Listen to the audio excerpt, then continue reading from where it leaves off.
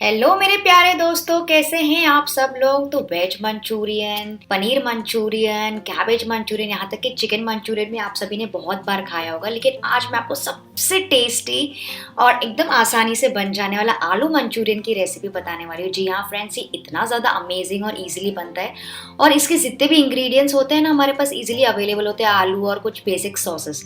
तो चलिए शुरू करते हैं। तो ये बहुत ही ज़्यादा लाजवाब आलू मंचूरियन बनाने के लिए यहाँ पे मैंने कुछ आलू लिए, इसको छील के रखे। करीबन 7 से 8 आलू है, क्योंकि जब ये बनते हैं ना फ्रेंड्स तो थोड़े से कम हो जाते हैं, लगता है कम ही पड़ गए, इसके लिए थोड़े ज़्यादा आलू पहले से ही ले लीजिएगा। इसको मैंने पानी में भिगा के रखा है छील के, ताकि ये काले ना पड़े। और अब हम इसको काटेंगे। तो काटने के लिए देखिए मैं क्या करी, जो इसको एक्स्ट्रा गोलाई है ना साइड्स में, मैं उसको ऐसे स्लिट्स पतले पतले, बहुत ज़्यादा नहीं, एकदम पतले पतले अच्छे से निकाल देंगे, ताकि एक स्क्वायर शेप मिल जाए हमको। वैसे ये करना बिल्कुल भी ज़रूरी नहीं है फ्रेंड्स, लेकिन इतना कि बस ये प्रेजेंटेबल लगे और अच्छे लगे, मतलब सर्व कर सके हम मेहमानों के सामने, इसलिए मैं ये कर रही हूँ। और फिर हम इसको क्यूब्स में काट देंगे। तो इसको पहले सेंटर से काट लेंगे इस तरह से, और उसके बाद मैं इसको ऐसे क्यूब्स में काटूँ। मतलब ये थोड़े से लंबे क्यूब्स है, रेक्टेंगुलर आप बोल सकते हैं। आप चाहें तो क्यूब्स में काट सकते हैं, आप चाहें तो लंबे स्लिट्स में भी काट सकते हैं। जैसे कि फ्रेंच फ्राइज हम बनाते हैं ना, थोड़े से मोटे फ्रेंच फ्राइज जैसे आप बना सकते हैं। और कुछ नहीं, अगर आपको चाहिए तो आप पूरा आलू भी यूज़ कर सकते हैं, ऐसे कोई बात नहीं है कि आपको इस साइड से निकालना बहुत ज़रूरी है। तो इसी तरह से सारे आलू काट लेंगे, ये देखिए इतने टुकड़ों में। तो ये देखिए मैंने सारे आलू के पीसेस काट लिए, ये देखिए। और ये जो साइज़ है ना, इतना ही साइज़ होना चाहिए, इससे बहुत ज़्यादा बड़ा नहीं होना चाहिए, वरना आलू अंदर से कच्चा रह जाएगा। क्योंकि हम इसको बॉईल नहीं करने वाले, मैं आपको बताती हूँ आगे का प्रोसीजर। इसको हम भिगा देंगे वापस से पानी में, ताकि इसका एक्स्ट्रा स्टार्च निकल जाए। तो उससे क्या होगा ना, आलू और ज़्यादा क्रिस्पी बनते हैं, क्रंची बनते हैं, और दूसरी चीज़ ये काले नहीं पड़ेंगे। तो इसको बस मेरे को भिगाना है 10 मिनट के लिए, उससे ज़्यादा नहीं। तो इसको 10 मिनट के लिए ऐसे ही छोड़ देंगे। तो ये देखिए सारे आलू मैंने अच्छे से इसमें सोक कर दिए हैं पानी में, पानी भी काफ़ी साफ हो गया। इसको साइड में रख देते हैं। नेक्स्ट एक बोल में मैं ले रही हूँ बस 1 टीस्पून कॉर्नफ्लावर। फ्रेंड्स मैं सिर्फ 1 टीस्पून कॉर्नफ्लावर यूज़ करी, क्योंकि मैं ड्राई फॉर्म बनाने वाली हूँ। इसमें हम डाल देंगे आधा कप पानी और उसको थोड़ा सा मिक्स कर लेंगे। फिर मैं इसमें डाल रही हूँ 2 टेबलस्पून भर के टोमेटो सॉस। तो मैं ये पैकेट से डायरेक्टली डाल रही हूँ, इसलिए इस तरह से गिर रही है। तो 2 टेबलस्पून भर के मैंने टोमेटो सॉस डाली। आप चाहें तो थोड़ी ज़्यादा भी डाल सकते हैं, अगर आपको ज़्यादा पसंद है तो। और फिर मैं इसमें डाल रही हूँ 1 टीस्पून चिली सॉस। ये देखिए 1 टीस्पून चिली सॉस है। आप चाहें तो रेड चिली का पेस्ट भी यूज़ कर सकते हैं। और फिर मैं डाल रही हूँ इसमें मेरा favourite, all time favourite, 1 tablespoon भर के शेजवान सॉस। इसका लिंक आप नीचे डिस्क्रिप्शन में देख सकते हैं, या फिर इसका वीडियो आप मेरे चैनल में चेक कर सकते हैं। ये बहुत ही अमेजिंग सॉस बनती है फ्रेंड्स, स्पेशली घर में। आप इसको ट्राई करके देखिए, बहुत अच्छी लगेगी। तो शेजवान सॉस भी मैंने डाल दी। और फिर मैं इसमें डाल रही हूँ 1 टीस्पून भर के सोया सॉस। इन सारी चीज़ों को अच्छे से मिक्स कर लेंगे, जैसे आपस में मिलजुल जाए। तो कॉर्नफ्लावर के साथ मिल भी जाएंगे सारे सॉसेस। और फिर ये जो घोल है ना, हम एक बार ही डाल देंगे पैन में, तो बार बार आपको दूसरे सॉसेस ऐसे ढूंढने की ज़रूरत नहीं पड़ेगी, बिकॉज पैन जब गर्म ही रहता है ना एकदम, क्योंकि चाइनीज़ हम बनाते हैं हाई फ्लेम में। तो एक एक करके आप सॉसेस डालेंगे ना, तो जलने का डर रहता है। तो ऐसे अगर आप गाढ़ा घोल तैयार कर लेंगे तो डालने में आसानी होगी। नेक्स्ट एक बड़े से मिक्सिंग बोल में मैं ले रही हूँ करीबन 3 से 4 टेबलस्पून कॉर्नफ्लावर। आप चाहें तो यहाँ पे चावल का आटा भी यूज़ कर सकते हैं, कॉर्न स्टार्च भी यूज़ कर सकते हैं, अरारोट भी यूज़ कर सकते हैं। नेक्स्ट मैं इसमें डाल रही हूँ 3 से 4 टेबलस्पून ही मैदा। और उसके बाद हम डालेंगे 1 टीस्पून अदरक लहसुन का पेस्ट। थोड़ा सा नमक डाला मैंने, करीबन आधा टीस्पून। और कलर के लिए हम डालेंगे आधा टीस्पून करीबन, या फिर आप 1 टीस्पून भी डाल सकते हैं, कश्मीरी लाल मिर्च अगर आप यूज़ कर रहे हैं तो, रेड चिली पाउडर।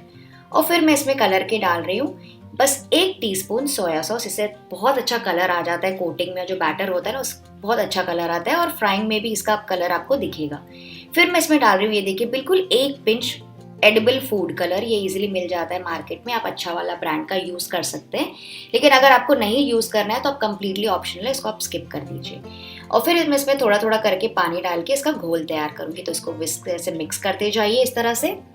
इसका गाढ़ा घोल हमें तैयार करना है फ्रेंड्स, गाढ़ा बैटर ही चाहिए हमें। जो बैटर है पतला बिल्कुल भी नहीं होना चाहिए। देखिए मैं आपको इसकी कंसिस्टेंसी दिखाती हूँ, फ्लोइंग थिक बैटर, बिल्कुल वैसे ही जैसे कि आप भजिया का बैटर तैयार करते हैं ना, बिल्कुल वैसा। क्योंकि गाढ़ा होगा ना तो ही चिपकेगा, क्योंकि पतला होगा तो फिर आपके आलू नजर आएंगे और फिर वो पतला बैटर ना बिखर जाता है तेल में। तो ये देखिए हमको घोल इस तरह से ही चाहिए।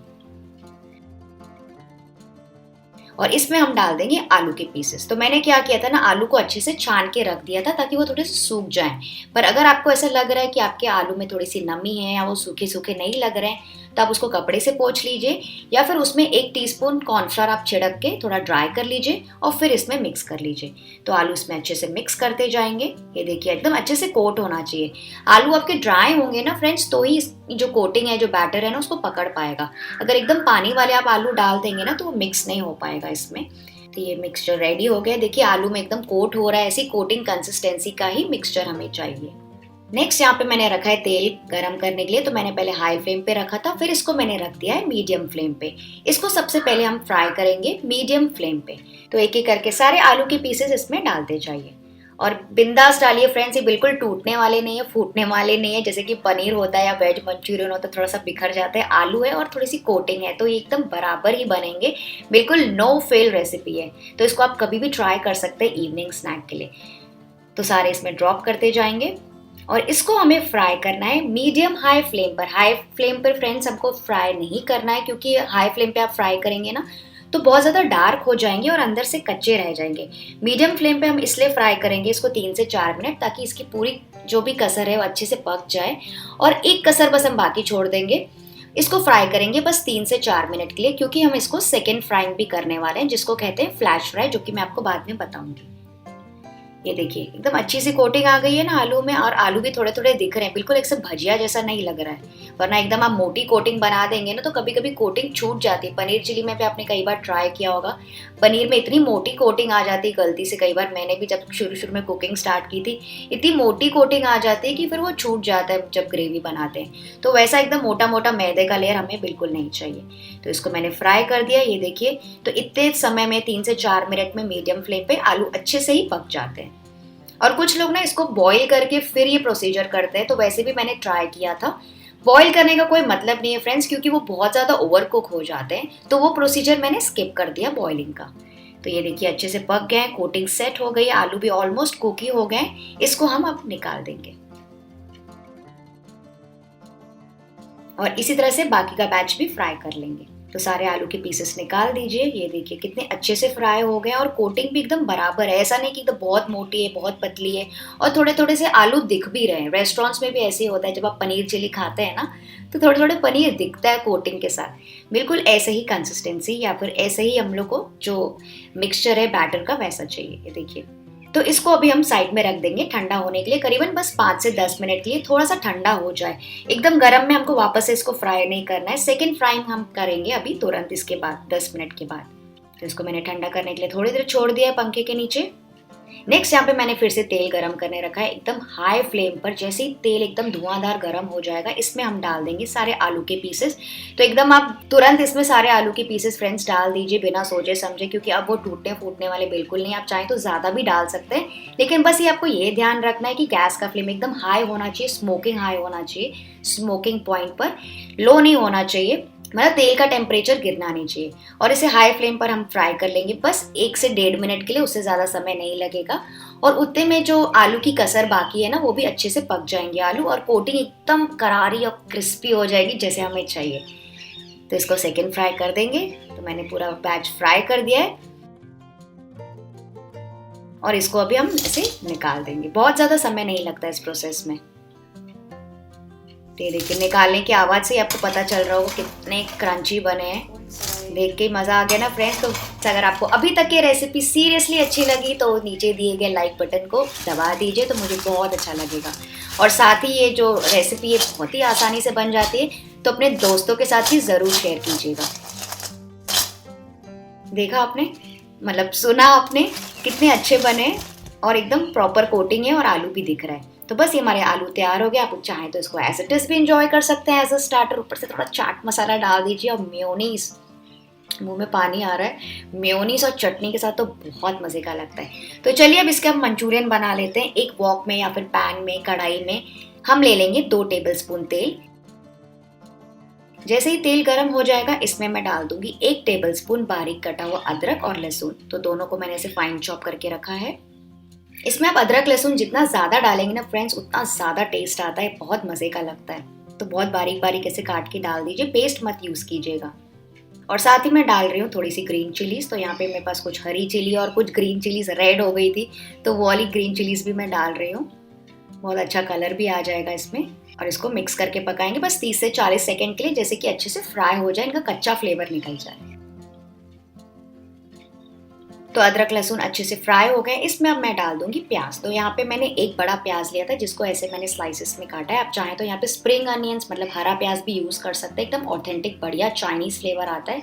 लेकिन मुझे आज मिला नहीं कहीं आसपास, तो मैं यहाँ पे रेगुलर प्याज ही यूज़ करी, क्योंकि वैसे भी आलू के साथ तो प्याज यही वाले अच्छे लगते हैं। तो इसको फ्राई कर लेंगे बस 2 से 3 मिनट के लिए। बहुत ज़्यादा फ्राई नहीं करना, एकदम गोल्डन ब्राउन नहीं कर देना है, बस थोड़े से पक जाए। और उसके बाद मैं इसमें डाल दूंगी थोड़े से कैप्सिकम, और कैप्सिकम को भी थोड़ा सा मिक्स कर लेंगे। बहुत ज़्यादा कुक नहीं करना है इसको, हाई फ्लेम पे बस 1-1 मिनट के लिए पकाते जाएंगे। उनका जो क्रंच है ना वो कायम होना चाहिए। और आप चाहें तो यहाँ पे अलग अलग कलर की कैप्सिकम्स भी यूज़ कर सकते हैं, बहुत ही अच्छी लगती है। तो बस इसको थोड़ी देर मिक्स करने के बाद इसमें हम डाल देंगे थोड़ा सा नमक और बिल्कुल थोड़ी सी काली मिर्ची पाउडर, और इसे भी मिक्स कर लेंगे। तो फ्रेंड्स नमक ध्यान से डालिएगा, क्योंकि हमने आलू उसके जो कोटिंग की थी उसमें भी काफ़ी नमक डाला है, और सॉसेस भी हम डालने वाले हैं, तो नमक बिल्कुल थोड़ा सा ही डालिएगा। तो बस प्याज और कैप्सिकम को ओवर कुक नहीं करेंगे, बस मैंने 2 से 2.5 मिनट इसको पकाया। अब इसमें हम डाल देंगे सॉसेस का मिक्सचर, और मैं सॉसेस के मिक्सचर में फ्रेंड्स विनेगर डालना भूल गई थी। इस समय मैं डाल रही हूँ बस 1 टीस्पून विनेगर खटास के लिए और फ्लेवरिंग के लिए, और इसे भी मिक्स कर लेंगे। और इसका गाढ़ा होने का वेट करेंगे, मतलब सॉसेस अच्छे से थिक हो जाए, पक जाए, और साइड में से थोड़ा सा तेल भी छूटने लगे, तो सॉसेस को गाढ़ा होने देंगे। तो इसको थोड़ा मिक्स करते जाइए। तो फ्रेंड्स वीडियो एंड तक के देखिएगा, क्योंकि आप में से मैं किसी 2 लोगों का क्वेश्चंस का रिप्लाई करने वाली हूँ एंड में। तो इसे मिक्स करते जाइए। ये देखिए एकदम गाढ़ा बेस सॉस तैयार हो गया। वो इसलिए मेरा काफ़ी गाढ़ा है और कम है, क्योंकि मैं आज सेमी ड्राई फॉर्म बनाने वाली हूँ। पर अगर आपको एकदम और गाढ़ा चाहिए तो आप और कॉर्नफ्लावर और सॉसेस मिक्स करके इसको गाढ़ा बना सकते हैं, या फिर अगर आपको ग्रेवी भी चाहिए तो थोड़ा कॉर्नफ्लावर ज़्यादा डाल दीजिए और सॉसेस डाल दीजिए, और पानी डाल के आप ग्रेवी बना सकते हैं। तो ये देखिए हमारा बेस तैयार हो गया, कितना मज़े का एकदम शानदार कलर आया है। इसमें हम डाल देंगे सारे आलू के पीसेस, और इसको अच्छे से मिक्स करके, बस अब करना ही क्या है, बस इसको अच्छे से मिक्स कर लेंगे, जैसे सारे आलू के पीसेस अच्छे से लटपट जाए इस बढ़िया से सॉसेस और फ्लेवर्स के साथ, और कोट हो जाए सारे आलू में ना। ये कोटिंग एकदम बराबर आ जानी चाहिए।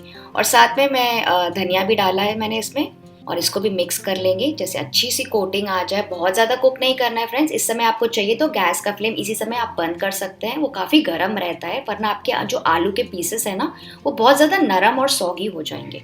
तो बस इसको कोट करते जाएंगे और इसको ऐसे टॉस करेंगे बस 1 से 2 मिनट के लिए। अगर आपके पास हरा प्याज है तो आप हरे प्याज का हरा हिस्सा भी यहाँ पे यूज़ कर सकते हैं। तो मैंने यहाँ पे सिर्फ धनिया डाला है। ये देखिए सारे आलू के पीसेस एकदम बढ़िया तरीके से कोट हो गया, और इनको कुक करते करते ना इनका कलर भी अच्छा गहरा हो गया, क्योंकि लाइट चेंजेस की वजह से मैं आपको दिखा नहीं पाई। ये इसका परफेक्ट कलर है, मैं आपको सर्विंग में दिखाती हूँ। बराबर रेड कलर का बना है, और हमने बहुत ज़्यादा फूड कलर भी इसमें नहीं यूज़ किया। ये देखा आपने कितना बढ़िया शानदार जूसी एकदम लटपटा सा सॉसी, ऐसे बहुत ज़्यादा ग्रेवी भी नहीं है, बहुत ज़्यादा पानी भी नहीं है। परफेक्ट आलू मंचूरियन हमारा घर पे तैयार हो गया है, बिना ज़्यादा चीज़ों के, बिना ज़्यादा मेहनत के। बस चाहिए हमें आलू, थोड़े से मसाले और थोड़े से सॉसेस। ये देखिए मैं आपको सब तरफ से दिखा दूँ, लग रहा है ना एकदम जूसी, और आप इसे गर्मा गर्म खाइए फ्रेंड्स, मज़ा आ जाएगा आपको। इसको आप गार्निश कर सकते हैं थोड़ी सी और धनिया के साथ। तो ये थी मेरी आज की रेसिपी, और चलिए अब बढ़ते हैं क्वेश्चंस की तरफ। तो पहला क्वेश्चन पूछा है याचिका पोपली ने। इन्होंने पूछा है व्हाइट सॉस पास्ता वाली रेसिपी में कि मैम ये चीज़ आप कौन सा यूज़ करते हैं, और मुझे हमें बताइए थोड़ा डिटेल में। तो for all the subscribers and viewers मैं बता देती हूँ कि बहुत सारे लोग ये पूछते हैं कि मैं कौन सा चीज़ यूज़ करती हूँ। तो मैं आपको बताती हूँ फ्रेंड्स, मैं यूज़ करती हूँ अमूल का चीज़, बड़े बड़े पैकेट्स में मिलता है ग्रेट किया हुआ, कोई भी ग्रोसरी या फिर सुपर मार्केट में आपको ईजिली मिल जाएगा।